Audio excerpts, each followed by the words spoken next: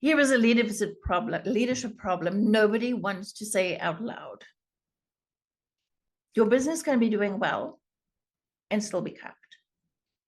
It usually shows up in one of three moments. The market has changed, and what now? We hit our goals. Where now? Or the uncomfortable one. Am I the company's bottleneck? Executive coaching services are not about hype. They are about capacity, decision quality, how fast your organization can move without breaking. And the research backs that up. Meta-analysis work on executive coaching shows meaningful positive effects with stronger impact on behavior outcomes, which is the part your team actually experience from day to day. Workplace coaching research also points to a positive organizational outcomes, which is why serious organizations use coaching to drive performance, not to feel good. So your three what now moments. Let's start with the market shift. When the environment changes, your leadership system has to change along with it. Otherwise, you end up leading with yesterday's rhythm and paying today's price.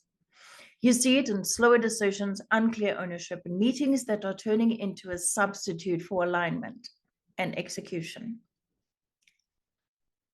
I'll give you a common one.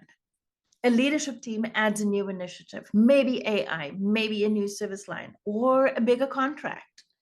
But the decision-making structure stays the same. Everything still funnels through two people. And suddenly execution slows down. It looks like a capability problem, but it's a design problem. The AI wave is definitely exposing this really hard. McKinsey's 25 report on AI at work says almost all companies invest in AI in some way, shape, or form. However, 1% believe they're at maturity, and they call out leadership as the major barrier to scaling value. So the what now is not to work harder. The what now is about tightening your decision architecture. Who owns what? What does good look like? And what decisions should never, ever, ever reach the top? So let's have a look at the second what now moment. I love this one though. You achieved all your objective. It's a win. Bingo. But here's the trap. You hit goals through heroic effort. And the next level of growth costs you more than it should. This is where leaders need to move from achievement mode to capacity mode. And here are three questions. What did we accomplish? What did it cost the leader, the team, and the culture to accomplish it? And what would break if we scaled by 20%? Because growth doesn't just scale revenue, it scales pressure and costs and change. If leadership habits don't evolve, the system starts running hot. And coaching helps here because it builds repeatable leadership behaviors, not one-off motivation. And now the third moment, what now? Here is where we need everybody to be really, really honest. Are you the bottleneck? If everything runs through you, growth will stall. Not because you're failing, but because your role has become the constraint. Once again, it's a design problem.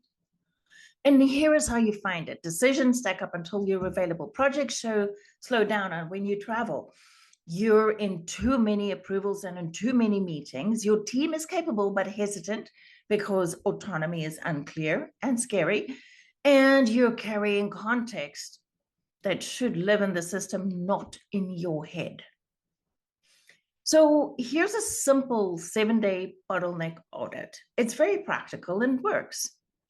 For just 1 week, track every decision that hits your desk, literally. And the note app is just fine. And then tag them.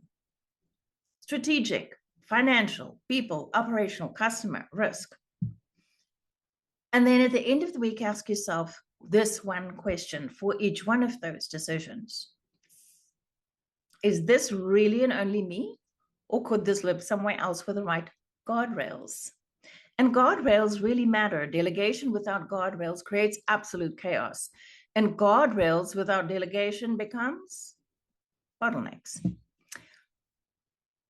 So here's the part that I want to make absolutely plain. Good executive coaching services three things. Firstly, they make your patterns visible. The stuff you cannot see because it's normal to you. It's the way you roll. Your default under pressure, your communication reflex, your conflict reflex, your decision habits. 2, they convert insight into behavior change. Research on executive coaching shows stronger effects on behavioral outcomes. And that is the point. Behavior is what shifts culture and organizational performance. And thirdly, executive coaching builds leadership across the system, not just the individual. Workplace coaching meta-analysis finds support positive organizational outcomes, which is why coaching belongs in the growth conversation, not in the self-care conversation. So if you want the ROI lens, ICF surveys and findings say that they report strong returns on executive coaching, upwards of way more than 100% of the investment, 70 times sometimes. And here's the translation. Coaching pays when it reduces the drag, when it increases clarity, and when it helps leaders scale execution through others. Please note that executive coaching seldom promotes heroic leadership. So if you're in one of those 3 what now moments, the market changed, I've hit my targets, am I the bottleneck? I want you to stop making it personal. It's not a character issue, it's a capacity issue, and it's a design issue. There's ways to do it differently. So I wrote the full breakdown, including the 7-day bottleneck audit. Unlocking executive potential, how executive coaching services drive business growth. If you want a quick conversation to pinpoint which constraint is costing you now, message me bottleneck, and we'll start the conversation there. See you later.